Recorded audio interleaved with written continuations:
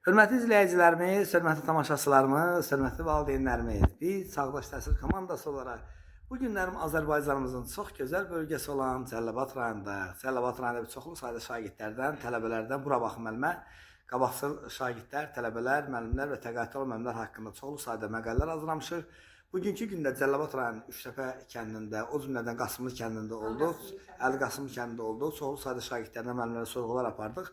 Bizə qabaqcıl müəllimlərin adlarını dedilər. O qabaqcıl müəllimlərdən birini sizlərə təqdim etmək istəyirəm. Adınız, soyadınız nədir müəllimə? Qalova Nailə. Çox gözəl. Nailə müəllim, neçə ildir təhsil sahəsində çalışmısınız? Mən 1960-cı ildə Cəlilabad rayonunun Ağqasımlı kəndində müəllim ailəsində dünyaya gəlmişəm. Neçə il təhsil sahəsində çalışmısınız?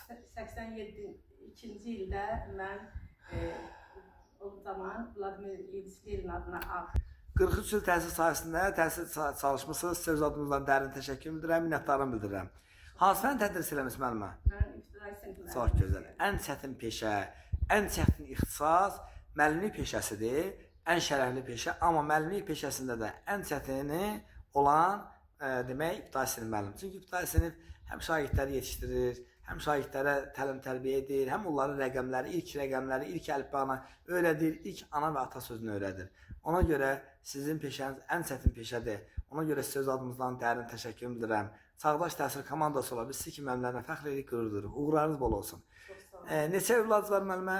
3 övladım. Allah saxlasın. Biz bilirik ki, gözəl anasız, gözəl kətdə ağbirçəksiz, gözəl ziyallısınız. Bu günlər 2025-ci il 25 iyun tarixidir. Bizim çəkilişimiz vasitəsilə nəvələrinizə, şagirdlərinizə nə deyə bilərsiniz? Mən onu deyə bilərəm ki, ilk öncə sözümü dahi Nizami Gəncəvinin qüvvət elmdədir, başqa cür heç kəsə üstünlük eyləyə bilməz. Bəli. Mən bu günləri ulu öndərimiz, davamçısı olan İlham Əliyevin müəllimlərə göstərdiyi qayğısına görə ona da təşəkkürümü bildirirəm.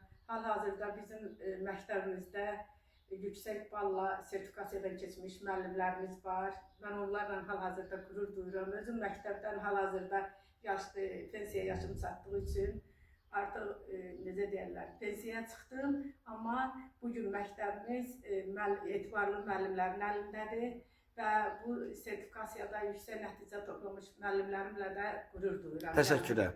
Biz də sizlə qürur duyuruq. Allah təala sizə uzun ömür, can sağlığı versin.